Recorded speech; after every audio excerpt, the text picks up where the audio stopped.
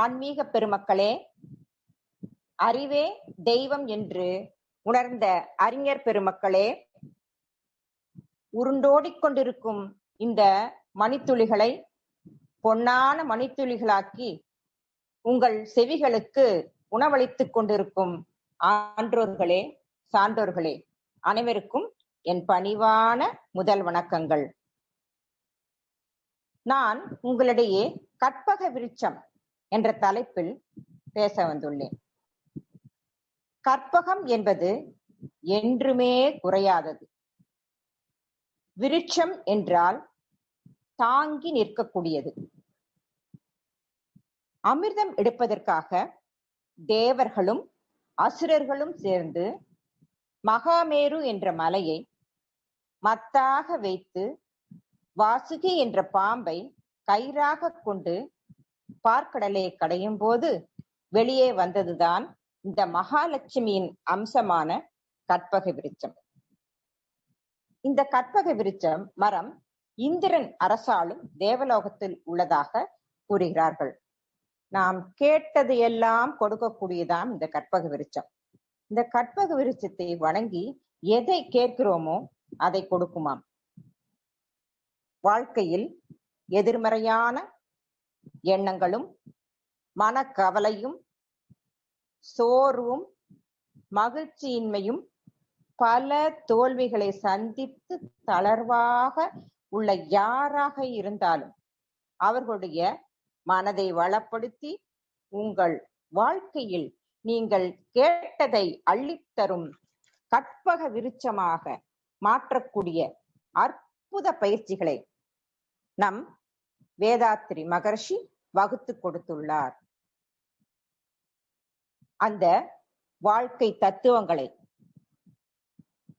வாழ்க்கை டெக்னிக்குகளை எப்படி கையாள்றது, வாழ்க்கையில் சிக்கல் வரும்போது எப்படி கையாள்றது டெக்னிக்குகளை எடுத்து சொல்லியிருக்கிறாரு. இந்த 1 மணி நேர உரையை கேட்ட பிறகு நீங்கள் அனைவரும் இவ்வளவுதானா, இவ்வளவு எளிதாக இந்த வாழ்க்கை சிக்கலிலிருந்து நாம் வெளியே வந்துவிட முடியுமா என்று ஆச்சரியப்படுவீர்கள். எந்தெந்த விஷயங்களிலெல்லாம் நமக்கு சிக்கல் ஏற்படும், நம் வாழ்க்கையில் கவலைகள் சிக்கல்கள் என்று ஏற்படுமோ அந்த விஷயங்களை எல்லாம் கையில் எடுத்து அதற்கான பயிற்சி முறைகளை கொடுத்து எல்லோரும் அந்த சிக்கலிலிருந்து எப்படி வெளியே வருவது என்பதற்கான வழிமுறைகளையும் சொல்லி மிகவும் பாமரரும் படிக்காதவர்கள் எடுத்து அந்த பயிற்சியை செய்து அதிலிருந்து சிக்கலிருந்து பயிற்சிகளை நமக்கு கொடுத்துள்ளார். எளிய முறை உடல் பயிற்சி கொடுத்தது போல மனதிற்கு எளிய முறை அகத்தாய்வு பயிற்சிகளை வேதாத்ரி மகர்ஷி அவர்கள் கொடுத்துள்ளார்கள். இப்பொழுது மகர்ஷி அவர்கள் கொடுத்த இந்த மனவள கலையை பற்றி ஒரு சிறிய விளக்கம் சொல்லிவிட்டு இந்த தத்துவ பயிற்சிக்குள் நாம் போகலாம்.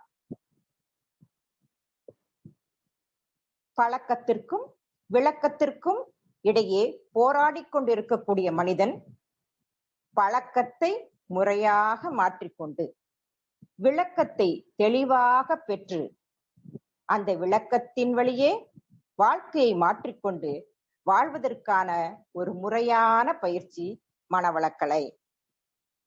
இந்த மனவளக்கலையை எப்படி நம்ம பயன்படுத்தணும் அப்படிங்கிறத நான் ஒரு எக்ஸாம்பிளோட எடுத்து சொல்றேன்.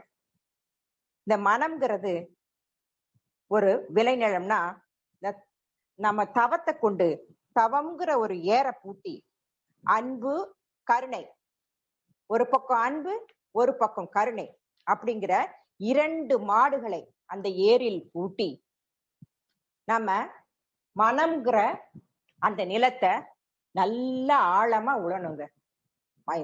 ஒரு பக்கம் அன்பு இருக்கணும், ஒரு பக்கம் கருணை இருக்கணும். மனசுல நம்ம நல்லா உழுதுட்டு நல்ல ஒழுக்கம், ஈகை, கடமை அப்படிங்கிற பயிர்களை வளர்க்கணுங்க. நம்ம மனசுல ஒழுக்கம் வளரணும், ஈகை வளரணும், கடமை வளரணும். இந்த அப்படிங்கிற பயிர்களை எல்லாம் நட்டு இந்த நம்ம மனம்ங்கிற விளைநிலத்துல நட்டு சினம் தவிர்த்தல், ஆசையை சீரமைத்தல் அப்படிங்கிற அந்த ஆசைங்க, அந்த நமக்கு வர்ற சினத்தையும் அந்த ஆசைகளையும் அப்படிங்கிற அந்த கலைகளை எல்லாம் களைந்துச்சு கவலை ஒழித்தல் அப்படிங்கிற பூச்சிக்கொல்லியை இட்டு கவலை என்ற கொடிய பூச்சியை ஒழித்து விட வேண்டும். அங்கங்க நம்ம பயிர் போடும்போது நிறைய பூச்சிகள் வரத்தான் செய்யும். அந்த பூச்சிகள் எல்லாம் இந்த கவலை ஒழித்தல்ங்கிற பூச்சிக்கொல்லி மருந்தை விட்டு அந்த பூச்சிகளை எல்லாம் கொன்னுடணுங்க. நான் யார் அப்படிங்கிற நம்மை வளப்படுத்தக்கூடிய சிந்தனையை உரமாக இடணுங்க. நான் யாருங்கிறத புரிஞ்சுக்கிட்டு இந்த 4 பயிற்சிகள் எடுத்து நான் யாருங்கிறத புரிஞ்சுக்கக்கூடிய அந்த சிந்தனைகளை உரமா இடணுங்க. காயக்கல்பம் என்ற உயிர் பயிற்சி மூலம் உயிர் பயிற்சி மூலம் உடல் முழுவதும் நீர் பாய்ச்சணுங்க. நம்ம உடம்புக்கு முழுவதும் அந்த நம்ம ஜீவகாந்தத்தை பரவ விட்டு நம்ம உடம்ப இளமையாவும் என்னைக்கும் மரணமில்லா பெருவாழ்வு வாழ்வதற்கு இந்த காயக்கல்ப பயிற்சியை செஞ்சோம்னா என்ன விளையும் தெரியுமாங்க? நிறைவான, அமைதியான, திடமான, தெளிவான, செழுமையான, பெருமையான, மேன்மையான, கனிவான, பண்பான, மேலான, அன்பான, அற்புதமான,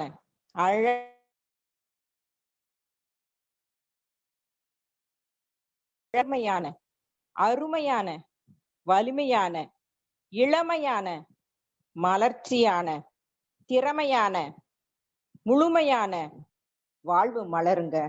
அப்படிப்பட்ட ஒரு அற்புத பயிற்சி இந்த மனவளக்கலைங்க. இந்த மனவளக்கலையில இருக்கிற இந்த அடுத்து அகத்தாய்வு பயிற்சிகளை பார்க்க போறோம். மனவளக்கலையை பத்தி நம்ம பார்த்துட்டோம். அடுத்து அகத்தாய்வு பயிற்சிகளை பார்க்க போறோம். இனி நம்முடைய வாழ்வில் நினைத்தபடி நடக்க வேண்டும் அப்படிங்கறதுக்கான அற்புத பயிற்சிகளை காண்போம். நம்மை சீரமைக்க உதவும் பயிற்சிகளில் எண்ணமாராய்தல், ஆசையை சீரமைத்தல், சினம் தவிர்த்தல், கவலையை ஒழித்தல், நான் யார் ஆகியவை ஆகும். இவையெல்லாம் என்ன நினைக்கிறீங்க? இவையெல்லாம் நம்ம மனசை சீர்படுத்தக்கூடிய பயிற்சிகள்ங்க. நம்ம மனசை வெளுக்கக்கூடிய மருந்து, மனம் வெளுக்கும் மருந்துங்க. மனசை அலசி அலசி அலசி வெளுக்க வைக்கக்கூடிய பயிற்சி முறைகள்ங்க. எப்படி துணிய தண்ணீர்ல போட்டு அலசி அலசி அதில் உள்ள அழுக்கு எல்லாம் வெளியேற்றி அப்படி பளிச்சுன்னு வெள்ளையாக்குறோமோ அது போல மனம் வெளுக்கும் மருந்து. இந்த பயிற்சிகள் எல்லாம் நம்ம மனசை வெளுக்கக்கூடிய மருந்துங்க. நம் மனசை அலசி அலசி வெளுக்க வைக்க போறோங்க. எப்படி துணி அப்படி நம்ம பயிற்சி எடுக்க போறோம். ஒரு தெளிந்த நீர்ல எப்படி நம்முடைய உருவம் தெளிவா பிரதிபலிக்குமோ அப்படி நம் மனம் தெளிவடையும் போது நம்ம கேட்டது எல்லாம் நம்முடைய மனம் தெளிவடையும் போது நாம் கேட்டது எல்லாம் கொடுக்கும் கற்பக விருட்சமாக மனம் விளங்குங்க என்பதில் ஐயமில்லை. மனசு தெளிவா இருந்ததுன்னா நாம் எதை நினைச்சாலும் அதை சாதிக்கலாங்க. முதல்ல நம் வாழ்வில் மன நிறைவும் மகிழ்ச்சியுடன் வாழ நற்பண்புகள் வேண்டுங்க. அந்த நற்பண்புகளை பெற நம்முடைய எண்ணங்களை முதலில் ஆராய வேண்டுங்க. உங்களின் எண்ணங்களை ஆராயுங்கள், அவைகளே செயல்களாகின்றன. உங்கள் செயல்களை ஆராயுங்கள், அவைகளே பழக்கங்களாகின்றன. உங்கள் பழக்கங்களை ஆராயுங்கள், அவைகளே உங்களின் குணமாகின்றது. உங்கள் குணங்களே உங்கள் தலைவிதியை நிர்ணயிக்கின்றது.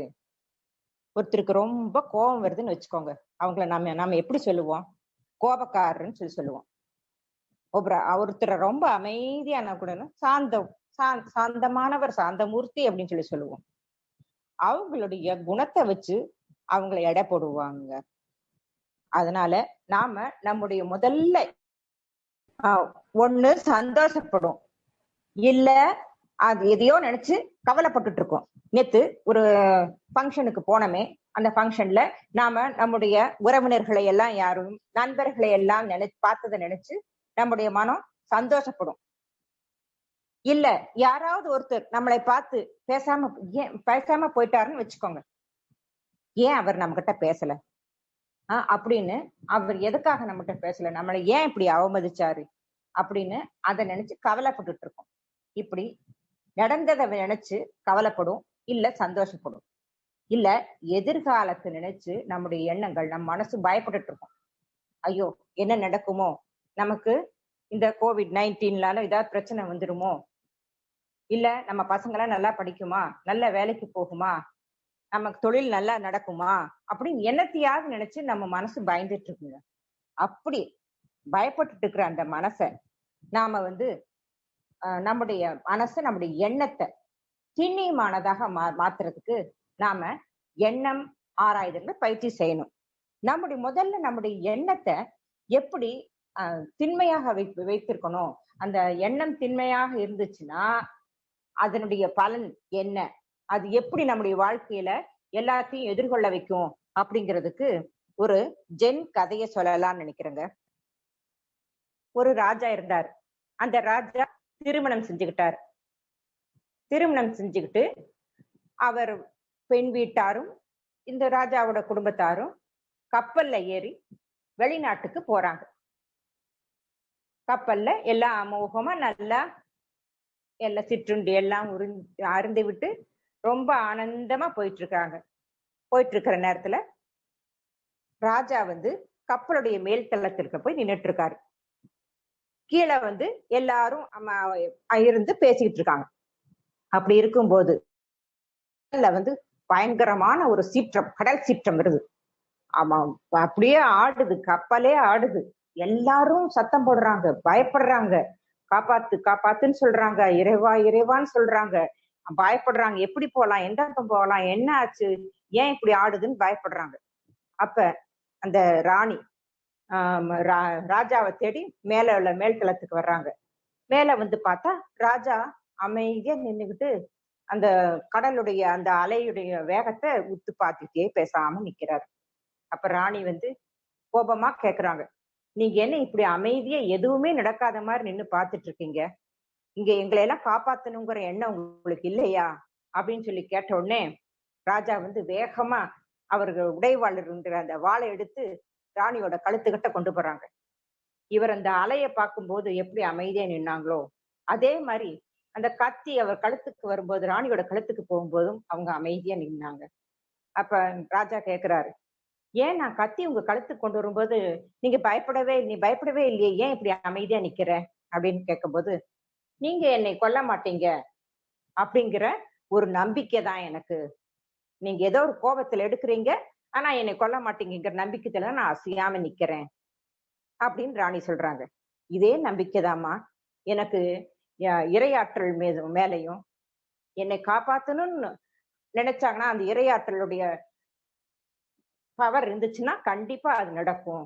இங்கிருந்து நான் தப்பிக்க முடியாதுன்னா நம்ம தப்பிக்க முடியாது. இறை பேராற்றலுடைய கிரேஸ் நம்ம கிட்ட இருக்கிற வரைக்கும் நாம் அதுக்காக பயப்படணுங்கிற அவசியம் இல்லை.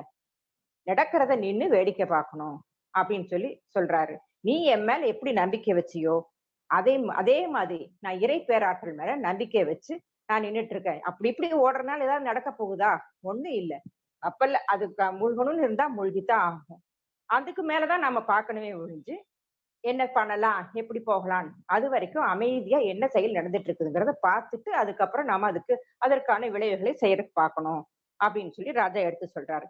இதுல இருந்து நான் என்ன சொல்ல வரேன்னா, நம்முடைய எண்ணங்கள் வலிமையா இருந்துச்சுன்னா எதையும் நம்ம பேஸ் பண்ணலாம் அப்படிங்கிறது தான்.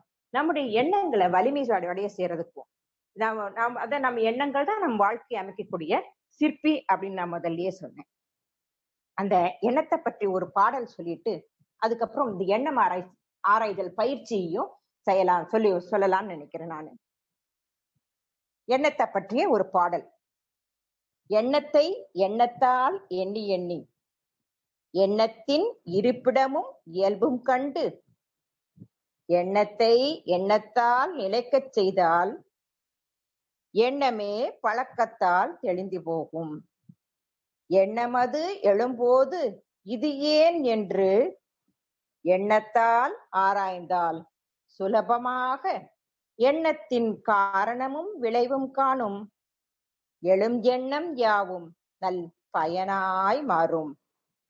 இப்ப எண்ணத்துக்கு நாம தான் ஆராயணும்னா நாம தாங்க ஜட்ஜு, நாம தாங்க லாயரு, வக்கீலும் நாங்க தான், நீதிபதியும் நாம தான், வாதியும் நாம தான், பிரதிவாதியும் நாம தான். நம்முடைய எண்ணங்கள் தான் எல்லாமே. நாம இருந்து அந்த எண்ணத்தை ஆராயும் போது எந்த இடத்துல நாம தப்பு செய்யறோம், எந்த எண்ணம் நமது தப்பானது அப்படிங்கிறத கண்டுபிடிச்சு அந்த தப்பான எண்ணம் வரக்கூடாது அப்படிங்கிற ஒரு நிலை நம்முடைய எண்ணத்தை நிலைக்க செய்தால், அது அப்படி செஞ்சு செஞ்சு பழகிட்டோன்னு வச்சுக்கோங்க, எண்ணமே பழக்கத்தால் தெளிந்து போகும். நாம அந்த மறுபடியும் அந்த தப்பை செய்யாம நமக்கு மனம் பழகி போகும்.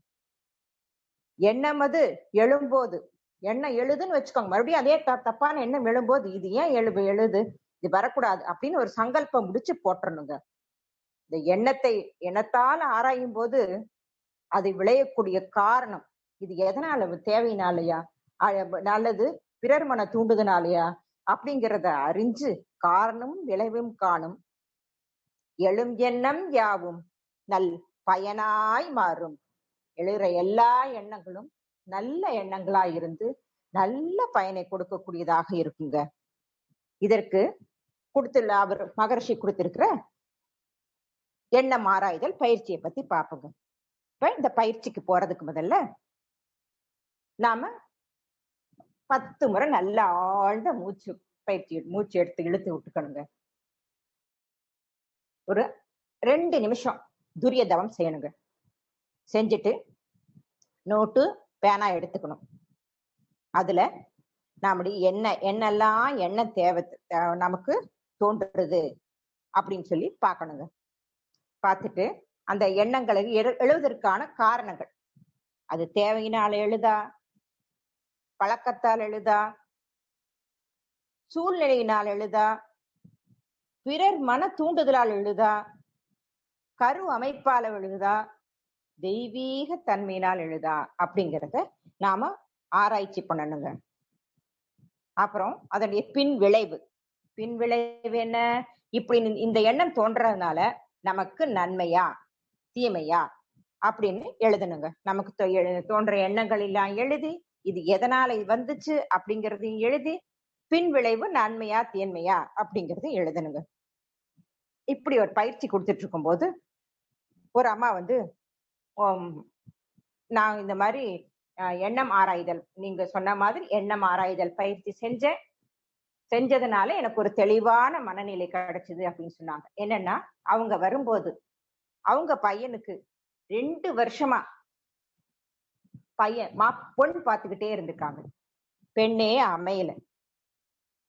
அதனுடைய வேதனை அவங்களுக்கு இருந்துகிட்டே இருந்துச்சு. நமக்கு 2 வருஷமாயும் பையனுக்கு பெண் அமைய மாட்டேங்குது, ஏன் அப்படின்னு. நீங்க உட்கார்ந்து பயிற்சி செய்யுங்க, தவம் செஞ்சுட்டு பயிற்சி செய்யுங்க, இந்த எண்ணத்தை ஆராயுங்க.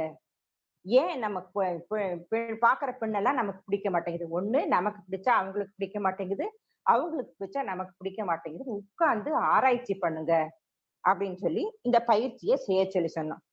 அந்த பயிற்சியை செஞ்சுட்டு அவங்க என்ன சொன்னாங்கன்னா, நான் எனக்கு தெரிஞ்சதுல பிறர் மன தூண்டுதனாலதான் நான் இப்படி வந்த ஜாதகங்கள் எல்லாம் வேண்டான்னு சொல்லிட்டு இருக்கேங்கிறத என்னால உணர முடிஞ்சது. எப்படிமா அப்படி சொல்றீங்க? இல்ல, வந்த பெண்ணெல்லாம் நல்லா படிச்சிருந்தா, நல்ல அழகா இல்லைனோ, அல்லது நாம் அழகாவும் படிச்சிருந்தாலும் நம்முடைய தகுதிக்கு தகுந்த மாதிரி வசதியா வாய்ப்புகள் இல்லாத பொண்ணா இருக்கணும், நாங்க இந்த பொண்ணுல வேண்டான்னு சொல்லிட்டு இருந்தோம். நல்லா வசதியா இருக்கிற பொண்ணை போய் நாங்க பாக்கலாம்னு நினைக்கும் போது அவங்களுக்கு எங்களை பிடிக்கல, இப்படிதான் போயிட்டு இருந்தது.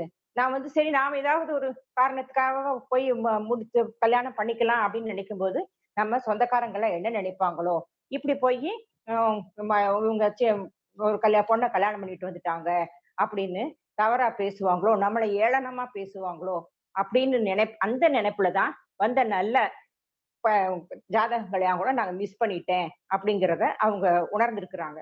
அப்புறம் நாங்க இப்ப அதுக்கு இந்த பயிற்சிக்கு அப்புறம் எடுத்துட்டு போய் பார்த்த ஜாதகத்தை எங்களுக்கு மனசுக்கு பிடிச்சிருந்தது, நல்ல படிச்ச பொண்ணு, நல்ல அழகான பொண்ணுதான், எங்களுடைய தகுதிக்கு கொஞ்சம் குறைவாக இருந்தாலும் பரவாயில்ல, நமக்கு இந்த படிச்ச நான் வேலைக்கு போகணுங்கிற பொண்ணை நம்ம கேட்டோம், அது கிடைச்சிருக்கு, அதை வச்சு நம்ம இந்த ஜாதகத்தை முடிச்சுக்கலாம் அப்படின்னு எனக்கு ஒரு தெளிவு கிடைச்சிருச்சு. அதுக்கு முதல்ல நான் குழம்பிக்கிட்டே இருந்தேன். ஒரு நிலையான முடிவெடுக்க முடியாம அவங்க என்ன நினைப்பாங்களோ, இவங்க என்ன நினைப்பாங்களோ, இந்த இது நமக்கு ஒத்து வருமா, அது ஒத்து வருமா அப்படின்னே தள்ளி போட்டுட்டு இருந்த என்னுடைய பையனுடைய கல்யாணம் இந்த எண்ணம் ஆராய்தல் பயிற்சிக்கு அப்புறம் நான் தெளிவடைஞ்சு கல்யாணத்தை முடிவு செஞ்சேன் அப்படின்னு சொல்லி சொன்னாங்க. இப்ப குழப்பமானவங்களுக்கு தெளிவு கிடைச்சிருச்சுங்களா? மனசுல குழப்பம் இருந்தாலோ, வாழ்வில் சிக்கல் இருந்தாலோ, நீங்கள் எண்ணம் ஆராய்தல் பயிற்சியை செஞ்சு பாருங்க, உங்களுக்கு ஒரு தெளிவான விளக்கம் கிடைக்குங்க. இப்ப நம்முடைய எண்ணம் ஆராய்தல் பயிற்சி நமக்கு நம்முடைய வாழ்க்கைக்கு கற்பக விருட்சமா இருக்கிறதுங்கிறது ஒரு உதாரணம் சொல்லிட்டேன். இப்ப துன்பம் இனி இல்லை, இன்பமேதான். ஏன் துன்பம் வருது? அளவுக்கு மீறின ஆசை இருந்தா துன்பம் தான் வரும். ஆனா அந்த ஆசையை சீரமைச்சுட்டா இன்பம் தானுங்க. அந்த அடுத்த பயிற்சி இந்த ஆசையை சீரமைக்கிற பயிற்சி தாங்க. இப்ப ஆசைன்னு சொன்னானா உடனே நம்ம மனசுக்கு வர்றது யாருங்க? புத்தர் தாங்க. புத்தர் என்ன சொன்னாரு? ஆசைதான் அழிவுக்கு காரணம் அப்படின்னு. ஆசையே தான் எல்லா துன்பத்துக்கும் காரணம்னு அவர் சொன்னாரு. ஆனா அவருடைய வாழ்க்கை முறையை பார்க்கும்போது புத்தர் பிறந்த உடனே இந்த ராஜா அவன் புத்தருடைய அதாவது சித்தார்த்தருடைய அப்பாவும் அம்மாவும் ஜாதகம் பாக்குறாங்க ஜோசியரை கூப்பிட்டு. அந்த ஜோசியர்கிட்ட நீங்க புத்தருடைய சித்தார்த்தருடைய ஜாதகத்தை கணிக்க சொல்லும் போது அவர் ரொம்ப நேரம் யோசிக்கிறார். யோசிச்ச உடனே ராஜா கேட்கிறார், என்ன ஜோசியரு ஏன் இவ்வளவு நேரம் யோசிக்கிறீங்க அப்படின்னு கேட்டதுக்கு அவரு என்ன சொல்றாரு, நீங்க எனக்கு என்ன சொல்றதுன்னு தெரியல, ராஜா நம்ம இளவரசர் ராஜா ஆனாருன்னா ரொம்ப நல்லா ராஜ்யத்தை ஆளுவாரு அப்படின்னு சொல்லி சொல்றாரு ஜோசியர். உடனே ராஜா கேக்குறாரு, அவரு இளவரசர் தானே, ராஜா ஆகிறது என்ன சந்தேகம் இருக்கு உங்களுக்கு அப்படின்னு சொல்லி சொன்ன உடனே அவர் சன்னியாசியானா அதை விட நல்லவரா இருப்பாரு, நல்ல பெருமையா பேர் வாங்குவாரு. என்ன ஜோசியரு சன்னியாசத்தை பத்தி எல்லாம் பேசுறீங்கன்னு சொல்லி அவர் கோபமா கேட்டதுக்கு அப்புறம் விளக்கமா சொல்றாரு. அவர் வாழ்க்கையில துன்பத்தையே பார்க்க கூடாது, துன்பத்தை பார்த்தாருன்னா அவர் மனசு மாறிடும், அவர் மனசு மாறி அவர் சன்னியாசம் போயிடுவாரு, அதனால துன்பம்ங்கிறதே அவருக்கு தெரியக்கூடாது அப்படின்னு சொல்லி சொன்ன உடனே ராஜா அன்னையிலிருந்து அவருக்கு என்ன தேவையோ அத்தனையும் அவர் அந்த அரண்மனையில அவருக்கு செஞ்சு கொடுத்தாங்க. துன்பத்தை வெளி உலகத்தையோ அல்லது துன்பத்தையோ அவர் பார்க்கவே இல்லை. வெளி உலகத்தை பார்க்கணும்னா அவங்க அப்பாவோட ராஜாவோடையோ அல்லது வேற ஆட்களோடையோ கூட ராஜாவோ ராணியோ கூட வந்துதான் கூட்டிட்டு போவாங்க. அந்த அளவுக்கு பாதுகாப்பா அவர் உள்ள வச்சிருந்தாங்க. அவர் வாழ்க்கையில என்ன வேணுமோ அவ்வளவையும் கொடுத்தாங்க. கோடை காலம்னா கோடை காலத்துக்கு தனியான ஒரு அரண்மனை, அந்த கோடைகால வசதிகளோட அதுக்கு தனியான அரண்மனை. குளிர்காலம்னா அதற்கு தனியான ஒரு அரண்மனை, அந்த குளிர் தெரியாம இருக்கிறதுக்கு அதுக்கு தகுந்தமான அரண்மனை. மழை காலம்னா அதுக்கு தகுதியான ஒரு அரண்மனை. இப்படி அந்தந்த காலத்துக்கு ஏற்ற மாதிரி நல்ல அருமையா அரண்மனைகள் பல கட்டி என்ன சுகபோகம் மாது என்ன அவர் சுகமா இன்பம் அனுபவிக்கணும்னு நினைக்கிறாரோ அத்தனையும் ராஜா அவருக்கு அரண்மனையிலேயே செஞ்சு கொடுத்தாரு, ஏற்பாடு செஞ்சு கொடுத்தாரு. யசோதா அப்படிங்கிற பெண்ணையும் திருமணம் செஞ்சு கொடுத்தாரு. அவர் வாழ்க்கை இப்படி போய் கொண்டிருக்கிற நேரத்துல அவருக்கு துன்பம்னா என்னன்னே தெரியாது. வாழ்க்கையின் சுகபோகங்களை அத்தனையும் வீட்டுக்குள்ளேயே அனுபவிச்சுட்டு இருந்தாரு. ஒரு நாள் அவங்க அப்பா வெளியே போயிருக்கிற நாள், ராஜா வெளியே போயிருக்கிற நேரத்துல அங்க அரண்மனையில் இருக்க வேலையாள்கிட்ட நான் இது மாதிரி வெளியே போகணும் அப்படின்னு சொல்லி கேட்கும்போது, இல்ல நான் மாட்டேன், கூட்டிட்டு போக மாட்டேன், ராஜா வந்தா எங்களை எல்லாம் திட்டுவாரு அப்படின்னு சொல்லி, இல்ல நான் கண்டிப்பா போகணும் அப்படின்னு வெளியே போகும்போது அவரு முதல்ல ஒரு வயதான தோளெல்லாம் சுருங்கிய ஒரு ஆளை பாக்குறாரு. குச்சியை ஊனிக்கிட்டு நடக்கிறவர். ஏன் இவர் இப்படி நடக்கிறாரு அப்படின்னு ஆச்சரியமா கேட்கிறாரு. அவருக்கு வயசாயிருச்சுங்க, வயசானதுனால இப்படி ஆயிடும். வயசாயிட்டா எல்லாத்துக்கும் இப்படி ஆயிருமா, இந்த மாதிரி ரொம்ப கஷ்டப்படணுமா அப்படின்னு ரொம்ப இதா கேட்கவும், ஆமா எல்லாருடைய நிலைமையும் அப்படித்தான் அப்படின்னு. அடுத்து அப்படியே போயிட்டே இருக்கும்போது ஒரு கட்டில்ல ஒருத்தர் வந்து ரொம்ப உடம்பு முடியாம எலும்பு தோலுமா அப்படியே மூச்சு விடையே கஷ்டப்பட்டுட்டு படுத்திருக்காரு. அவரை பார்த்துட்டு ஐயோ இவரே இப்படி இருக்காருன்னு. அவருக்கும் வயசாகி உடல்நிலை சரியில்லாம போயிருச்சு. ஓ வயசாகி உடல்நிலை சரியில்லாமனா இந்த மாதிரி கஷ்டப்படணுமா அப்படின்னு அதையும் பார்த்துட்டு அப்படியே போகும்போது ஒரு சாவு ஊர்வலம் ஒண்ணு போகுது. அதை பார்த்துட்டு இது என்னது அப்படின்னு சொல்லி கேட்கிறாரு. அப்படி கடைசியில இப்படி உடம்பு முடியாம ஆனவங்க இப்படித்தான் இறந்து போயிருவாங்க அப்படிங்கிற அந்த துன்பத்தை கேட்ட உடனே அப்படியே மனசு ரொம்ப கலங்கி போயிடுறாரு. அதுக்கப்புறம் தான் போதி மரத்துக்கு அடியில உட்கார்ந்து அவர் ஞானம் பெறார். இப்ப இதுல வந்து அவரு துன்பங்கிறதையே அனுபவிக்கவே இல்லை வாழ்க்கையில. துன்பத்தை பார்த்த உடனே அவர் அப்படியே மனசு மாறி போயிறாரு. ஆசையை வந்து அவர் ஆசையே படல, ஆசைப்படவே விடல. எல்லா ஆசையும் அவங்க ராஜா வந்து நிறைவேற்றிட்டாரு. இதுல இருந்து நான் என்ன சொல்ல வரேன்னா, நம்முடைய எல்லா துன்பங்களுக்கும் ஆசை காரணம். நம்ம மகரிஷி என்ன சொல்றாருன்னா, ஆசைப்படணும், அந்த ஆசைய சீரமைச்சு ஆசைப்படணும்னு சொல்லி சொல்றாரு. நம்முடைய சின்ன சின்ன ஆசைகள் தான் நம்முடைய வாழ்க்கையே அமைஞ்சிருக்குதுங்க. சின்ன சின்ன வேதாத்திரி மகரிஷி என்ன சொல்றாருன்னா, ஆசைப்படு, ஆனால் அந்த ஆசைகளை சீரமைத்து செயல்படுத்த வேணும் அப்படின்னு சொல்லியிருக்காருங்க. அந்த ஆசையை சீரமைக்கிற பயிற்சிக்கானது போறோங்க. அதே மாதிரி ஒரு 5 நிமிஷம் நம்ம மனசுல மூச்சு நல்ல ஆழ்ந்த மூச்சு விட்டுட்டு துரிய தவம் எடுக்கிறோம். துரிய தவத்தை இருந்துட்டு நோட்டு பேனா எடுத்து அப்படியே உட்கார்ந்துக்கணும். உட்கார்ந்துட்டு ஆசைகள், நமக்கு என்னென்ன ஆசைகள் இருக்கு, இந்த ஆசை அவசியம் தேவையா, இந்த ஆசை பூர்த்தி அடுத்த கட்டம் ஆசை தேவையா, ஆசைப்படுறதுனால உடல் மனம் பொருளாதாரம் நமக்கு வலிமை இருக்குதா, இது அனுபவிக்கக்கூடிய உடல் பலம் மனவளம் பொருளாதார வலிமையெல்லாம் நமக்கு இருக்கா அப்படின்னு பார்க்கணும். பிறகு இந்த ஆசையை நிறைவேற்றினால் பின் விளைவு நன்மையா தீமையா அப்படிங்கிறத நோட்டு போட்டு காலம் போட்டு உட்கார்ந்து எழுதணும். நம்மளுடைய ஆசைகளை எல்லாம் எழுதணும். எழுதிட்டு இந்த மாதிரி பயிற்சி செய்யணும். இதுல ஒரு 2-3 எக்ஸாம்பிள் உங்களுக்கு நான் சொல்ல விரும்புறேன்.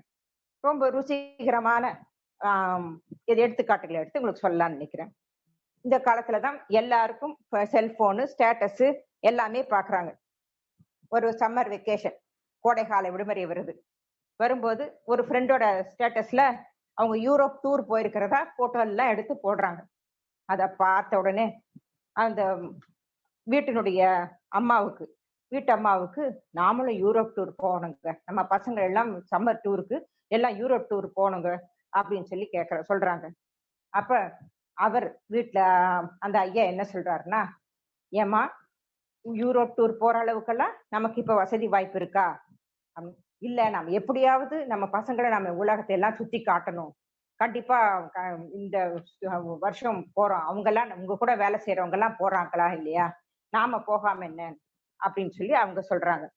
அப்ப அவர் சொல்றாரு, அவங்க யூரோப் டூர் போறாங்கன்னா அவங்க சொந்தக்காரங்க எல்லாம் அங்க இருக்காங்க, இவங்க இங்க இருந்து செலவழிச்சு போயிட்டா அங்க தங்கி பாக்குறதுக்கு அவங்களுக்கு எல்லா வசதியும் செஞ்சு கொடுக்கறதுக்கு அங்க எல்லாரும் இருக்கிறாங்க.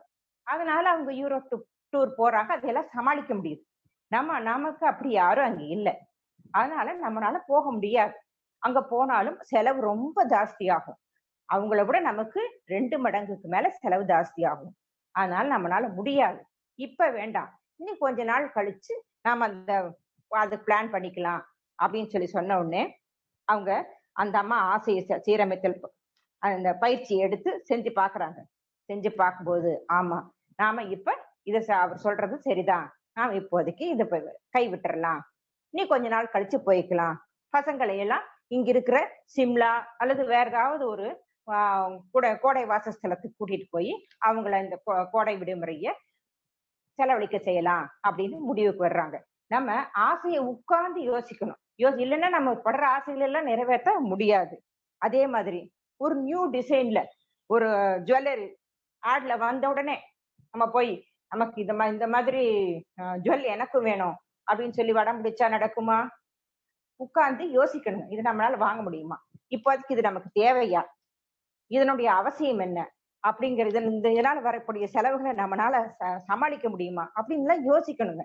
இந்த ஆசைகளை உட்கார்ந்து அதுக்காக நம்ம இந்த ஜுவல் வாங்குறதுக்கே ஆசைப்படாம இருக்கக்கூடாது, ஆசைப்படணும். பட் இது நம்ம இப்போதைக்கு இது தேவையா, இது நம்மளால புது டிசைன்லாம் வந்த உடனே வாங்குறதுக்கெல்லாம் ஆசைப்படுறத விட இது தேவையா அப்படிங்கறது யோசிக்கணும். அதே மாதிரி இந்த ஆடி தள்ளுபடி, தள்ளுபடியில போடுவாங்க பாருங்க, ஒரு சேலை வாங்கினா 2 சேலை இலவசம், ஒரு 2 சேலை வாங்கினா 4 சேலை இலவசம் அப்படின்னு. அது எல்லாம் போய் வாங்கி பார்க்கும்போது அப்பதான் தெரியும். இந்த 1 வாங்குற காசுக்கு நான் 3 வாங்குற காசை 1ல போட்டு கொடுப்பாங்க. ஆனா அதனுடைய நம்ம 1 வாங்குறக்கூடிய அந்த குவாலிட்டி அதுல இருக்குமா அப்படிங்கிறது ஒரு டவுட் தாங்க. அதையெல்லாம் உட்கார்ந்து பார்த்த உடனே ஐயோ 1க்கு 4 கிடைக்குதுன்னு யோசிச்சு போகாம, ஆனா சொல்றோம் அங்க பார்த்தா 1க்கு 4 கொடுக்குறாங்கன்னு சொன்ன உடனே இந்த கொரோனா காலத்துல கூட அவ்வளவு கூட்டம் கடைகளை அலமோடுறதை நம்ம பார்த்தோம். அந்த மாதிரி நம்ம பேராசைப்படக்கூடாதுங்க. அதே மாதிரி 3000 ரூபாய்க்கு 60 பொருள் கொடுக்குறாங்கன்னு சொல்லி சொல்றாங்க. 3000 ரூபாய்க்கு 60 பொருளா? இல்ல ஒண்ணு எல்லா பொருளையும் பார்த்துட்டு அதுல இந்த ரோட்டி மேக்கர் ஒண்ணு இருக்குதுங்க. இந்த ரோட்டி மேக்கர் தான் நமக்கு தேவை. ஒரு அம்மா நினைக்கிறாங்க இந்த ரோட்டி மேக்கர் நமக்கு தேவை. 60 பொருள் 59 பொருள் ஃப்ரீயா 3000 ரூபாய்க்கு கிடைக்குது, நாம அதை வாங்கலாம் அப்படின்னு நினைக்கிறாங்க. அப்புறம் உட்கார்ந்து இப்படியே இந்த ஆசை சிரமத்தில் பண்ணும்போது இந்த ரோட்டி மேக்கர் எவ்வளவு இருக்கும்? மிஞ்சி மிஞ்சி போன 1500 அல்லது 1600 ரூபாய் இருக்கும். நாம 3000 ரூபாய் செலவழிச்சு தேவையில்லாத 59 பொருள்களையும் வாங்கி அந்த ஒரு ரோட்டி மேக்கர் வாங்குறதுக்கு அந்த 1500 ரூபாய் 1600 ரூபாய் கொடுத்து ஒண்ணு வாங்கிக்கலாம் அப்படின்னு மனசை தெளிவடைய செய்யணுங்க. இப்ப இனி துன்பமே இல்லை, இனி இன்பம் தானுங்க. எல்லாம் உட்கார்ந்து அலசும் போது இன்பம் தாங்க. அடுத்தது அமைதியான மனமே ஆனந்தம். அமைதியான மனம் தான் ஆனந்தத்தை கொடுக்கக்கூடியதுங்க. அமைதியான மனம் எங்க வருங்க? எங்க கோபம் இல்லையோ அங்கதாங்க அமைதி வரும். மகரிஷி கோபத்துக்கு என்ன டெபினிஷன் கொடுக்கிறாருன்னா, ஒருவருடைய எண்ணத்துக்கோ ஆசைக்கோ தடை வரும்போது விரைந்து ஓங்கி எழுகின்ற ஜீவகாந்த செலவே சினம் என்று அழைக்கின்றோம். இதுதாங்க சாதாரண நிலையா இருக்கிறத விட சினத்தின் போது உயிராற்றல் ரொம்ப செலவாகுதுங்க. அங்க போ அப்படின்னு சொல்லி நம்ம சொல்றேன்னு வச்சுக்கோங்க, அதையே நம்ம கோபமா சொல்ல அங்க போ அப்படின்னு சொல்லும் போது நமக்கு செலவாகிற உயிராற்றல் ஜாஸ்தியாக இருக்குங்க.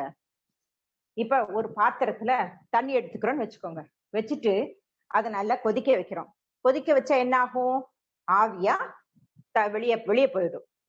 ஆவியா வெளியே போனதை மறுபடியும் பாத்திரத்துக்குள்ள தண்ணியா கொண்டு வர முடியுமா? கொண்டு வர முடியாது. அது மாதிரி இந்த ஜீவகாந்தம் வெளியேறி செலவாயிருச்சுன்னா அவ்வளவுதாங்க. நாம நல்ல வகையில பயன்படுத்த வேண்டிய இந்த ஜீவகாந்தத்தை இந்த கோபத்தின் மூலமா செலவிட்டோம்னா அது விரைந்தாங்க ஆகும். கோபத்தோடு எழுபவன் நஷ்டத்தோடு அமர்வான். அதுக்கு ஒரு சித்தர் சொல்றாரு, கறந்த பால் மடி புகா, கடைந்த வெண்ணெய் மோர் புகா, உடைந்து போன சங்கின் ஓசையும் உயிர்களும் உடல் புகா, விரிந்த பூ உதிர்ந்த போன பூ, காய் பழம் மீண்டும் மரம் போய் புகா. கறந்த பால் மறுபடியும் மடிக்குள்ள போக முடியாது. கடைஞ்ச வெண்ணெயிலிருந்து மோர்ல இருந்து எடுத்த வெண்ணெய மறுபடியும் மோருக்குள்ள போய் சேராது. அது போல உடைந்த சங்குல இருந்து நாதம் வராது. உடலுக்குள்ள இருந்து விட்டு உயிர் போயிருச்சுன்னா மறுபடியும் உள்ள கொண்டு வர முடியாது. பூவை விட்டு மரத்தை விட்டு பூவும் காயும் உதிர்ந்துச்சுன்னா மறுபடியும் மரத்துல போய் சேர்க்க முடியாது. அது போல நம்ம உடல்ல இருந்து ஜீவகாந்தம் வெளியேறிடுச்சுன்னா மறுபடியும் உள்ள கொண்டு வர முடியாது. அந்த ஜீவகாந்தத்தை இந்த கோபம்ங்கிற ஒரு செயல் மூலமா விரயமாக்க கூடாது. சினம்ங்கிறது ஒரு தற்கொலைக்கு சமம் அப்படின்னு சொல்லி சொல்றாங்க. கோபமே பாவங்களுக்கெல்லாம் தாய் தந்தை அப்படின்னு சொல்லி சொல்றாங்க. இந்த கோபம் வந்துச்சுன்னா நமக்கு கண்ணு மண்ணு தெரியாம திட்டங்க அப்படின்னு சொல்லி சொல்லுவாங்க. இதுல இருந்தே தெரியுது பாருங்க, நமக்கு கண்ணும் தெரியாது மண்ணும் தெரியாது, கோபம்ங்கிற ஒண்ணு வந்துருச்சுன்னா அந்த கோபத்தை நாம எப்படி நம்முடைய பயிற்சி மூலமா நாம சமாதானமா கொண்டு வரணும் அப்படிங்கிறதுக்கான பயிற்சி. ஒரு 10 முறை நல்லா மூச்சு எடுத்து துரியதவம் ஏற்றிட்டு உட்கார்ந்து பயிற்சியை எடுக்கிறதுக்கு ஆரம்பிக்கணுங்க. சினம் யார் மேலெல்லாம் ஏற்படுது அப்படின்னு முதல்ல யார் மேலெல்லாம் சினம் வருதுன்னு எழுதணும். எனக்கும் அவருக்கும் உள்ள தொடர்பு என்ன, சினம் எழ காரணம் என்ன, சினத்துக்கான காரணத்தில் எனது பொறுப்பு. இந்த சினம் வர்றதுக்கு நான் ஏன் அவரே தப்பை செஞ்சு நம்ம கோபம் வந்தாலும் நம்முடைய பொறுப்பு என்ன, இதனால முன்ன அனுபவம் என்ன அப்படிங்கிறத உட்காந்து ஒரு பேப்பர்ல வச்சு எழுதி பார்க்கணும். ஒருத்தர் வந்து அவங்க எழுதுறாரு, யார் மேல கோபம் வருதான், அவருடைய பையன் மேல கோபம் வருதான். எனக்கும் அவருக்கு உள்ள தொடர்பு மகன் அப்பா தொடர்பு. சினமேள காரணம் என்ன, அவன் மார்க் கம்மியா வாங்கிட்டான், அவருக்கு வந்து சினம் எழுது. சினத்திற்கு இவருடைய பொறுப்பு என்னன்னா, இவர் உட்கார்ந்து யோசிக்கணும். பையன் வந்து 70 மார்க் வாங்கிட்டு வந்திருக்கான், பக்கத்து வீட்டு பையன் 90 மார்க், நீயும் அவனும் ஒன்னாதான் ஸ்கூலுக்கு போறீங்க, நீயும் அவனும் எல்லாரும் ஒன்னா டியூஷனுக்கு போறீங்க, ஒன்னாதான் படிக்கிறீங்க, ஆனா அவன் 90 மார்க் வாங்கியிருக்கான், நீ 70 மார்க் வாங்கியிருக்கிற அப்படின்னு அவனை திட்டுறாரு அப்பா. இப்ப உட்கார்ந்து பயிற்சி செஞ்சு பார்க்கும்போதுதான் நாம படிக்கும்போது எவ்வளவு மார்க் வாங்கணும், நாம ஏதோ ஜஸ்ட் பாஸ் 40-50 மார்க் வாங்கி பாஸ் பண்ணி வந்தோம், ஏதோ ஒரு வேலையில கிடைச்சு நாம வேலைக்கு வந்துட்டோம். இப்ப நம்ம பையனை வந்து 70 மார்க் அவன் படிச்சு நல்லா வாங்கியிருக்கான்னு சந்தோஷப்படாம அவன் 90 மார்க் வாங்கலையேன்னு கோபப்படுறது சரிதானா அப்படின்னு இந்த சினப்படும் போது ஆராய்ச்சி பண்ணணும். அதுல முன் அனுபவம், இந்த முன் அனுபவம் தான் இது. நாம வந்து இப்படி இருந்தோம், பையன் வந்து இப்படி இந்த அளவுக்காக படிக்கிறானே அப்படின்னு அவனை என்கரேஜ் பண்ணி, நீங்க இந்த தடவை எழுத இன்னும் நல்லா படிச்சு அந்த மார்க் 90 மார்க் 100 மார்க் வாங்குறதுக்கு ட்ரை பண்ணணும் அப்படின்னு அவனை ஊக்குவிக்கணுமே ஒழிஞ்சு கோபத்தால் அவனை திட்டினா அதற்கான பிரதிபலன் கிடைக்காதுங்க. அந்த பசங்க அதை பத்தி மைண்டே பண்ண மாட்டாங்க. ஊக்குவிக்கும் போது இன்னும் சரி நாம மேலும் படிக்கலாம் அப்படின்னு அவங்க ஆசைப்படுவாங்க. ஒருத்தர் மேல சினம் வருதுன்னா அதோடைய நம்முடைய பதிவினால் தான் வருது அப்படின்னு தெரிஞ்சு, நாம இந்த மாதிரி மோசமான பதிவு போட்டுக்கிறதுனாலதான் அவர் மேல கோபம் வருதுங்கிறத உணர்ந்து நாம யார் மேல சினம் வருதோ அவங்கள வாழ்த்திக்கிட்டே இருக்கணுங்க. வாழ்த்தினோம்னா நாம நம்முடைய சினம் குறைய செய்யுங்க.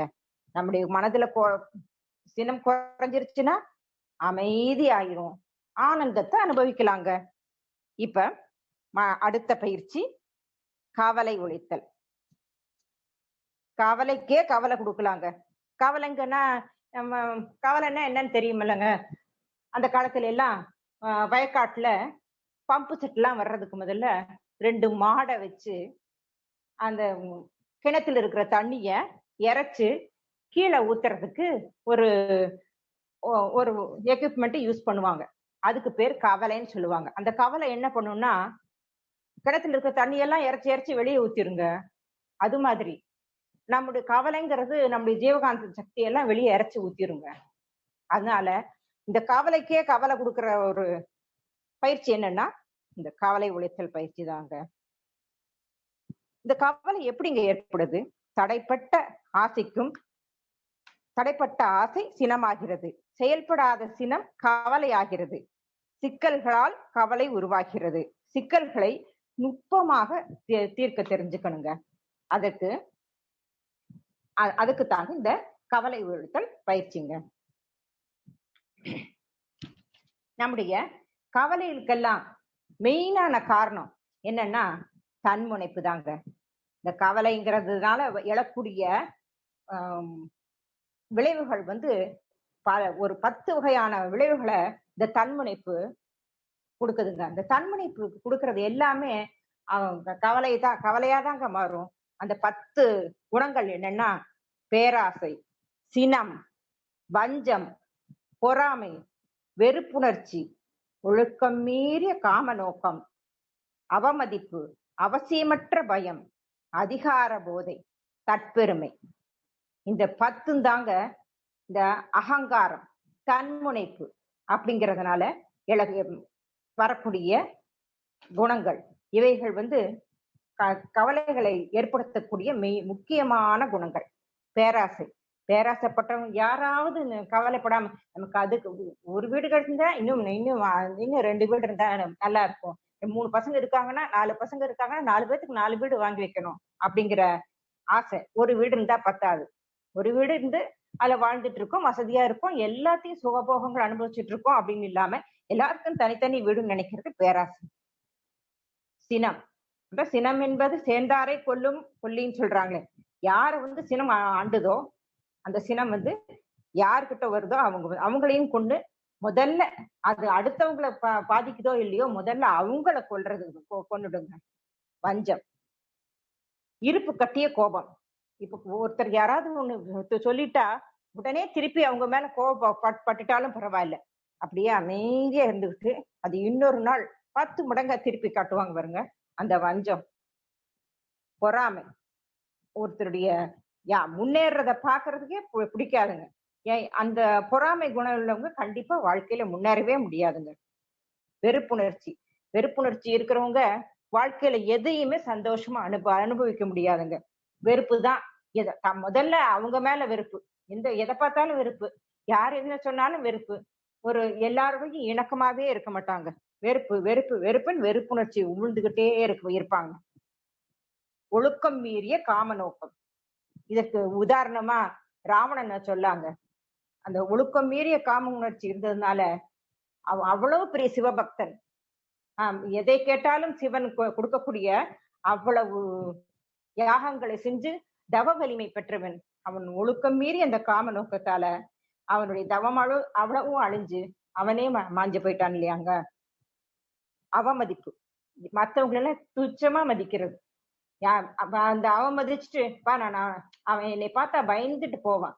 என்னங்க என்னை பார்த்தா ரொம்ப பயப்படுவாங்க, ரொம்ப மரியாதை கொடுப்பாங்க, அதை ரொம்ப பெருமையா வேற சொல்லிப்பாங்க அவங்க அவமதிக்கிறத. இதனால எல்லாம் கவலைதான் வருமே ஒழிஞ்சு அந்த நிமிஷம் வேணா சந்தோஷம் இருக்குமே ஒழிஞ்சு பின்னாடி கவலைதாங்க. யார் அவமதிக்கிறோமோ அவங்க மனசுல ஒரு காயம் ஏற்பட்டு அது என்னைக்காவது ஒரு நாள் நமக்கு பிரதிபலிக்குங்க. அவசியமற்ற பயம். எதுக்கு எடுத்தாலும் பயப்படுறது. அஞ்ச வேண்டியதுக்கு அஞ்சனுங்க, எல்லாத்துக்கும் அஞ்சக்கூடாது. இது அப்படி ஆயிருமோ, அது அப்படி ஆயிருமோ, இதை சொன்னா அப்படி ஆயிருமோ, அதை செஞ்சா அப்படி ஆயிருமோன்னு அவசியமற்ற பயம் கூடவே கூடாதுங்க. அதிகார போதை. அதிகாரம் வரும்போது பணிவும் துணிவும் இருக்கணுங்க. அது போதையா மாறிடக்கூடாது. அந்த நாம் அதிகாரம் இருக்குதுங்கிறதுக்கான எதனால சாதிக்கலாம் அப்படின்னு நினைக்க கூடாதுங்க. தற்பெருமை. இதுதாங்க தன்னையே கொல்லக்கூடியது. நான் அதை செய்வேன் இதை செய்வேன் அப்படின்னு நம்ம சொல்றது சில நாள் கொஞ்ச நாள் கேட்டுட்டே இருப்பாங்க. அப்படி இவங்க எப்ப பார்த்தாலும் இதையே தான் பேசிட்டு இருப்பாங்க. அதனால இந்த தற்பெருமை அப்படின்னு சொல்றதுனால நம்ம நட்பு வட்டம் எல்லாமே நட்பு வட்டத்துக்குள்ள எல்லாம் ஒரு களங்கம் தான் ஏற்படுமே ஒழிஞ்சு நமக்கு நல்ல ஒரு நட்போ நல்ல ஒரு உறவோ கிடைக்காதுங்க அந்த தற்பெருமை இருக்கிறதுனால. அதனால இந்த கவலைங்கிறத நாம உண்டாகிறதுக்கு அகங்காரத்தின தன்முனைப்பினால் வரக்கூடிய இந்த குணங்கள் அழாங்க. இப்ப நம்ம மனக்கவலையை போற்றக்கூடிய பயிற்சியை பார்ப்போங்க. உட்கார்ந்து நாம் இதே மாதிரி அட்டவணை போட்டு சிக்கல்கள் என்னென்ன சிக்கல்கள் இருக்கு, அனுபவித்தே தீர்க்க வேண்டியவை, தள்ளி போட வேண்டியவை, அலட்சியம் செய்ய வேண்டியவை, உடனே தீர்க்க வேண்டியவை. இதுதான் இந்த டேப்லர் காலத்தில் உள்ளது. சிக்கல்களை எல்லாம் ஒன்னொன்னா அலசி பார்க்கணுங்க. பார்த்துட்டு அனுபவிச்சே தீர்க்கணும். நோய் வந்துருச்சு, ஐயோ ஐயோன்னு சொல்லிட்டு இருந்தோம்னா இந்த கவலையை நம்மளால தீர்க்க முடியாது. அனுபவிச்சுதான் ஆகணும். என்ன பண்றது அப்படின்னு டெய்லி ஊசி போட்டுக்கணும்னா ஊசி போட்டு தாங்க ஆகணும். நாம ஊசி போட்டுதான் உயிர் வாழ்ந்து ஆகணும் அப்படின்னு அதை அனுபவிச்சு தீர்க்கணுங்க. தள்ளி போட வேண்டியது. இப்ப பையன் இந்த வருஷம் ஃபெயில் ஆயிட்டான், சரி போகுது, இந்த அவனுடைய சூழ்நிலை, இன்னைக்கு எல்லாம் படிக்கல, கவலைப்பட வேண்டாம், அடுத்த வருஷம் முடிச்சுக்கலாம் அப்படின்னு சொல்லி நாம அந்த கவலைப்படாம தள்ளி போடணும். அலட்சியப்படுத்துறது. நாம அவதூறா பேசுறவங்க, தேவையில்லாம அவதூறா பேசுறவங்களை பார்த்து நாம அதை மதிப்பே கொடுக்க கூடாதுங்க. சொல்றியா, சொல்லிக்கிட்டே இரு அப்படின்னு அவங்க சொல்லும் போது நாம என்ன நினைச்சுக்கணும் தெரியுமாங்க? யாராவது நம்மளை அவதூறா பேசுறாங்க, அலட்சியப்படுத்துறாங்கன்னா, ஓ நம்முடைய பாவங்கள்லாம் இவங்க திட்டுறதுனால கழியுது அப்படின்னு நினைச்சு நம்ம சந்தோஷப்பட்டுக்கணும். அவங்க நம்மள அவதூறா பேசுறாங்க சொல்றாங்க, நம்ம செய்யாததுக்கு சொல்லும் போதுதான் அப்படி நினைச்சுக்கணும். நாம் எதுவுமே செய்யாத போது நம்ம மேல இருக்கிற பொறாமையில சிலர் அப்படி பேசலாம். பேசும்போது நம்ம பாவம் கழியுது அப்படின்னு நினைச்சுக்கிட்டு நாம அதை அலட்சியப்படுத்திட்டு போயிடணுங்க. உடனே தீர்க்க வேண்டியது. ஒரு உடனே உடனே ஆபரேஷன் பண்ண வேண்டிய ஒரு சூழ்நிலையில ஒரு வியாதி வந்துருச்சு. அத போயிட்டு இல்ல நம்ம பொறுமையா பார்ப்போம் அப்படின்னோ, அல்லது இப்ப அண்ணன் தம்பிகளுக்குள்ள ஒரு சொத்து தகராறு வந்துருச்சுன்னா அதை உடனே தீர்த்துக்கணும். உட்கார்ந்து பேசி தீர்த்துக்கணும். தீர்த்துட்டாதான் பிரச்சனை இல்லை. இல்லைன்னு வார போட்டா அது பல காலம் தள்ளி போய் அது மேலும் பிரச்சனைகள் பெருசுதான் ஆகும். அது மாதிரி சொத்து எல்லாம் பிள்ளைகளுக்கெல்லாம் அந்தந்த நேரத்துல பிரிச்சு கொடுத்துட்டாதான் பிரச்சனை இல்லாம இருக்கும். இல்ல நான் சாகிற வரைக்கும் இதை நான் சொத்தை பிரிச்சு கொடுக்க மாட்டேன் அப்படின்னு 90 வயசு வரைக்கும் அவர் வச்சுக்கிட்டே இருந்தாருன்னா அவருக்கானதை அவர் வச்சுக்கிட்டு இந்த குழந்தைகளுக்கு தேவையானதை கொடுத்தோம்னா அந்த அவங்களுடைய வாழ்க்கையில அவங்க முன்னேறதுக்கும் அவங்க வாழ்க்கையை வாழ்வதற்கும் ரொம்ப வசதியா இருக்குங்க. இந்த மாதிரி இந்த சொத்து பிரச்சனையும் உடனே தீர்க்கணும் அப்படின்னு மகரிஷி சொல்றாருங்க. இந்த மாதிரி மனக்கவலை தரக்கூடிய இந்த பிரச்சனைகள் எல்லாம் இப்படி உட்கார்ந்து நாம அலசி ஆராய்ஞ்சோம்னா மனக்கவலை நம்மளை விட்டு போக்கிடலாங்க.